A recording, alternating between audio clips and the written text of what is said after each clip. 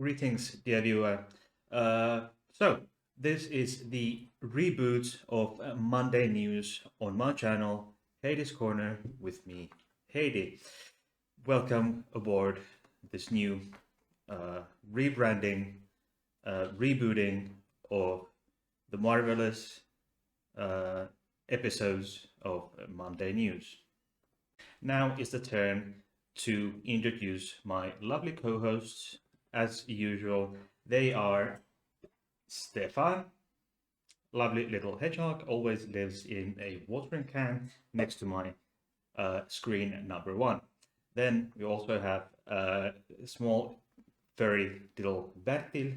He is a Moomin forefather, and they are both here with me, always in the studio, whether it be recording or live. And please do not forget to like, thumbs up or thumbs down, subscribe and share this video further so others find their way to my channel. Thank you very much for sharing, liking and subscribing. Also tickle the notification bell so you can get notifications for more such content. Before going any further, I would like to remind you of my Patreon page, patreon.com / Hades Corner, or Heidi's Corner if you will pronounce it that way. You'll find that all kinds of fun stuff starting from only €3 or equivalent in your own currency per month. And you'll also find that the fact that there are Discord perks associated with my Patreon. Also, a big, huge shout out to my lovely patron Flems, who has been my patron from the very start. Now, thank you, Flems. Then, moving on. So, why am I rebooting Monday News? Well, the reason for that is that there has been so many news regarding LGBTQ plus rights, human rights, basic human rights violations, especially in the United States of America, where we have seen plenty of new anti-trans legislation being passed in state senates, regardless of these, or at least most of these being completely unconstitutional, and these many of these legislators have been told that these bills are unconstitutional, but they'll push them through either way. And this is hugely saddening. Why? Because these bills are passed while the rest of the world is passing legislation protecting LGBTQ plus people, such as Canada and France banning conversion therapy, and the UK government banning conversion therapy, at least partially, but that will be another episode of Monday News. This is this episode will concentrate on one piece of utter bullshit and disgrace of legislation that has been passed in the United States of America. So this bill that we will be focusing on today is a bill, or actually two bills, anti-trans bills in Alabama, in the state of Alabama, in the United States of America, that had been signed into law by the Republican governor KIB just this Friday, which is the April 8th, 2020. and one of these bills, unfortunately, criminalizes the criminalizes it says providing gender affirming care to trans youth and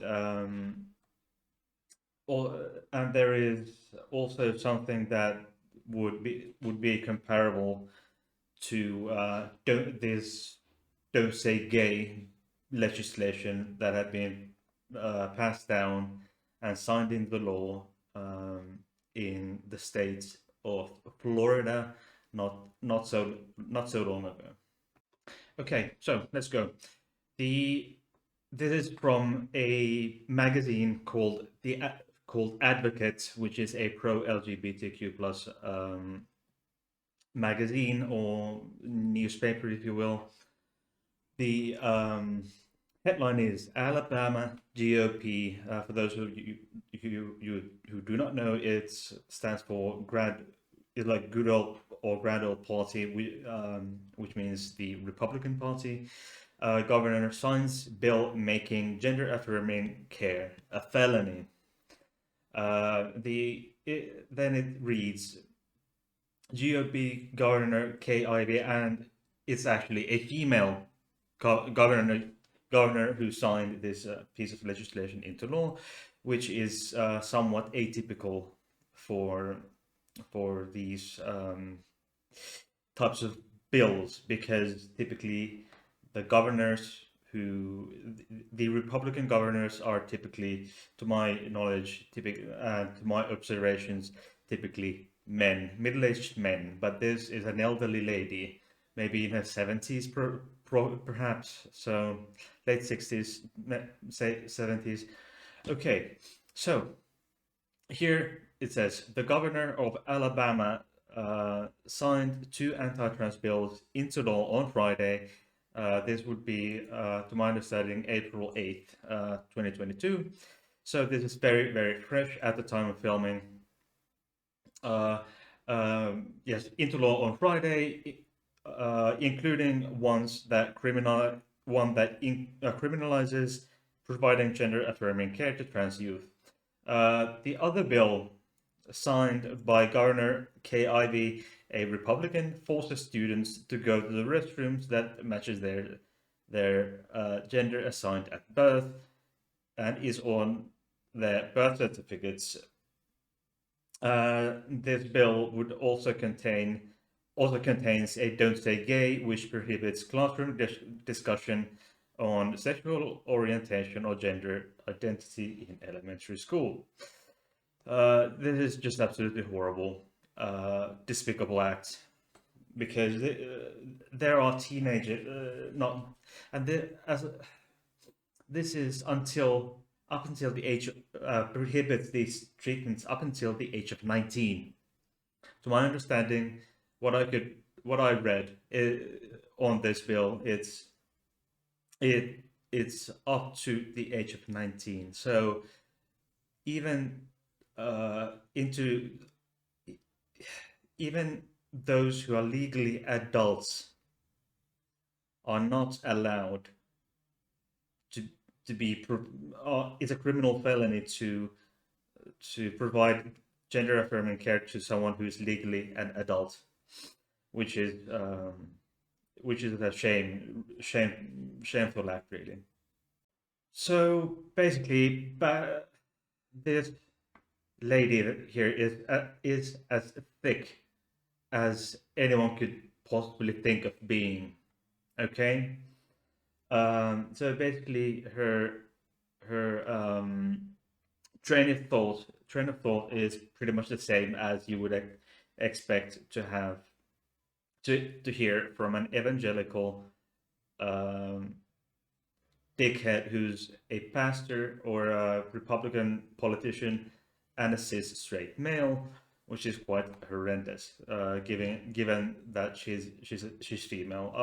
It would be horrible if she was anti-abortion, which she probably is, but that's just a side note here. Okay, so in the article from Advocate, so going back, regarding the anti-trans bathroom bill she signed, Ivy said, here in Alabama, men use men's toilets, men use men's room, and ladies use ladies' rooms. It's really a no-brainer. This bill will, and I go on to quote, this bill will also ensure our elementary classrooms remain free from any kind of sex talk, Ivy said. Look, Mrs. Governor, that's just ridiculous. This is something that I've spoken about before on my channel and elsewhere.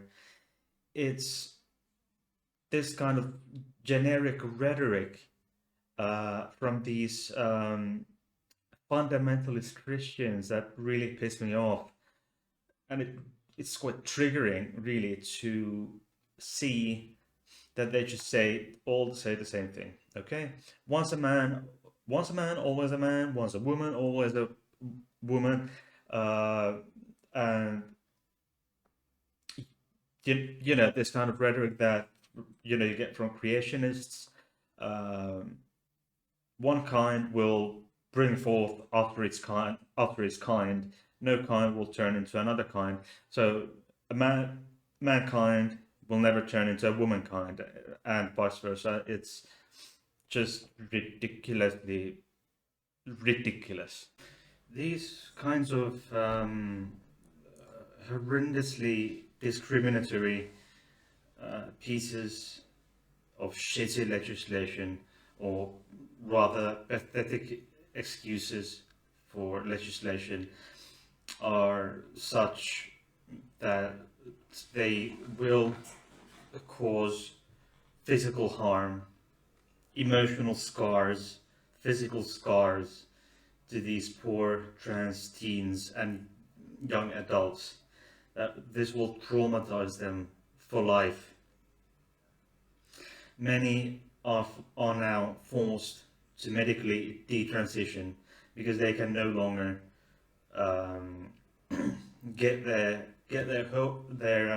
hormones, their hormone treatments that they were on, namely the puberty blockers that are essentially important to them. And the argumentation that these legislators have is that they'll have time to think. Now they'll have to be to be so that they're sure what they want. What the fuck do you think they're doing with those the puberty blockers? What do you think they do? These doctors, parents and teens, and the 17, 18, 19 year olds. What do they think they use the puberty blockers for? To give them more time to think, to give them time to figure out if they are certain about it. And it's just ridiculously ridiculous. Okay, so okay, and any kind of sex talk. Well, let me tell you something, Senator. The American sex ed, as of right now, the American sex ed is don't. Just don't. Don't do it. That's it. If you don't, just I think it was Texas, which is one of the most strictest of all, if I'm not completely mistaken, unless you counted Utah and the Mormons there, and the Amish were the region where the Amish live, but that's different. That doesn't count in this case. The most evangelical areas are the have the highest rates of teen pregnancies in the United States of assholes. Okay, but let's go on. And I quote this is from the Senator Ivey from of Alabama, a Republican. She goes on to say, at the 11th hour, the governor of sorry, this is not her, but this is quoting someone else. The governor of Alabama signed into law a slate of arguably the most extreme anti-trans bill we have ever seen, said Sam Ames, Director of Advocacy and Government Affairs for the Trevor Project. More on that in another episode. The Trevor Project, I will link some links regarding Trevor Project, but that's for another episode.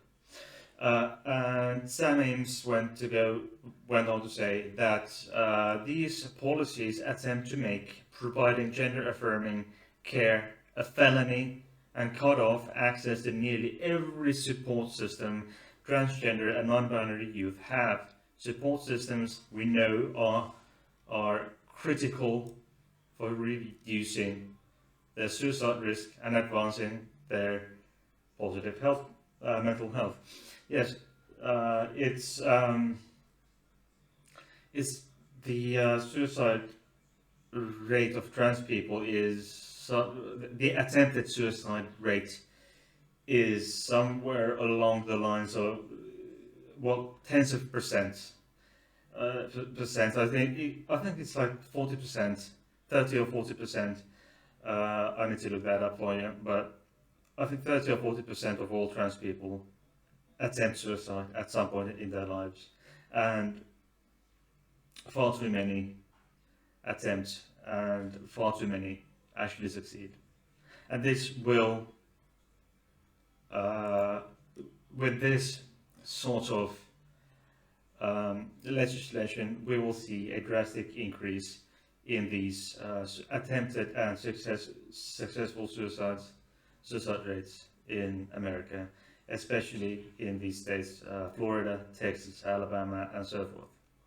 Also, not really surprisingly, the Human Rights Campaign has also stepped in and given their 2 cents. Here we see that in a release about the bills, the Human Rights Campaign noted that leading child health and welfare groups have opposed the bills targeting transgender youth. And I quote, Human Rights Campaign Alabama State Director Karen Marion D. Anderson Harvey wrote a statement or published a statement saying, for example, as follows: This legislation helps no one and no constituency that stands to benefit from this. But LGBTQ plus kids, especially transgender kids, will be harmed by this law. They'll be forced to bear the cost of further discrimination that already causes transgender youth to feel unsafe in school just because self-serving politicians chose to use their existence to score political points. Ivy's signature on this horrid bill is an embarrassment to herself, her administration, and the entire state of Alabama. And not just that, is an embarrassment to the entire country. And these legislators have been pointed out to advisors and shit, and human rights campaigners have pointed out to them that this is unconstitutional, and this law will not stand in the courts of law, in courts, in local, state, and federal courtrooms. But they go along with it anyway. Well, why? Just for the shits and giggles, just because they can. And what is the point of that? Well, I just they the only thing I can think of that they would benefit from this is just monetary gain. The only thing that is I could think of is monetary gain or financial gain, which is just pathetic excuse for a reason. So this was the very first episode of Monday News Reboot. I expect to make for this to take off quite well. At least I would hope so. Um, so because the Monday News episodes for the first time around were performing quite well on my channel. So, but we will see. So today, this episode was recorded beforehand for due to same reasons that the previous episode, the Friday episode, the Random Friday episode was a recording and not live, is because I haven't been feeling too well, so I decided to make another recording. But regardless, I really hope you enjoyed this episode of Monday News Reboot. Anyway, thank you for watching. Once again, I will introduce to you, if you just skip from the beginning, my lovely co-host is here, Bertil. Bertil is a Moomin forefather, and also my co-host Stefan. He's a little hedgehog living in a watering can and is always present. So, have a clap, have an awe for these little co-hosts. And before you go, please leave a like, thumbs up, thumbs down, check the links in the description box, and check my Patreon, which is patreon.com/Heidi's Corner. And the link is in the description and will be up there. Thank you very much for watching, and I will see you on Friday.